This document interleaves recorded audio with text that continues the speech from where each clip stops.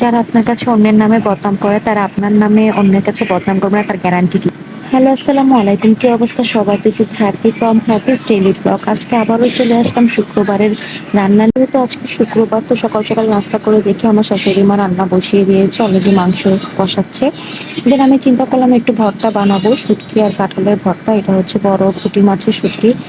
তো আমি কাঁঠালের বিচিগুলোকে ভালোভাবে ধুয়ে দেন হচ্ছে ভেজে এটাকে আমি এক সাইডে রাখবো।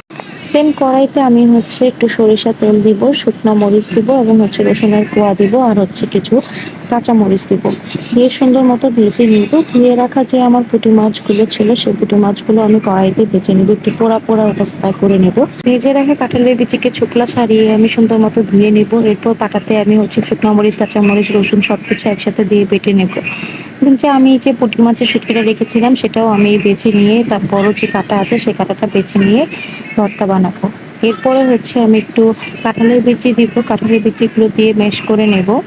দেন হচ্ছে এখানে আমি ধনেপাতাও ইউজ করেছি, কারণ ধনেপাতা ইউজ করলে আমার কাছে অনেক বেশি মজা লাগে। ভাইরে ভাই, অনেকে বলে যে ভর্তা বাটতে নাকি কষ্ট না। কে বলেছে ভাই? এই ভর্তা বাটতে কি আমার জীবন জান শেষ। যারা দেখতেছো তারা 3x টু ভিডিও দেখতেছো, বাট এখানে যে কষ্ট ভর্তা বানাতে।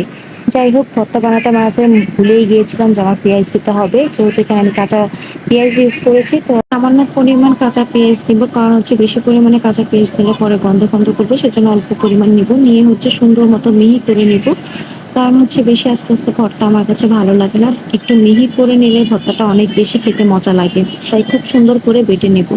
তৈরি হয়ে গেল কাঁঠালের বিচি আর হচ্ছে শুটকির ভর্তা। অপরদিকে আমি কড়াইতে তেল দিয়ে দিব। তেল দেওয়ার পর হচ্ছে দারচিনি, এলাচি, এরপর তেজপাতা আর সামান্য পরিমাণ পেঁয়াজ দিয়ে এটাকে সটে করে নেব। দেন 2 চামচ লবণ দিব। লবণ দেওয়ার পর ভালোভাবে ভেজে নিয়ে এখানে আমি আদা রসুন ইউজ করবো 2 চামচ।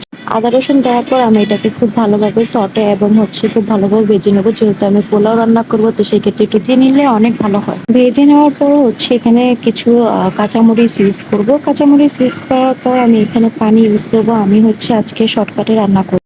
আমি এখানে গরম পানি ইউজ করবো না, এখানে ডাইরেক্ট ঠান্ডা পানি ইউজ করবো। এই পানিটা যখন বলক চলে আসবে তখন হচ্ছে আমি এখানে পুরোপুরি চাল দিয়ে দিব। চাল দেওয়ার পর ঢেকে দেওয়ার পর দেখবো কিছুক্ষণ পর হয়ে গেছে।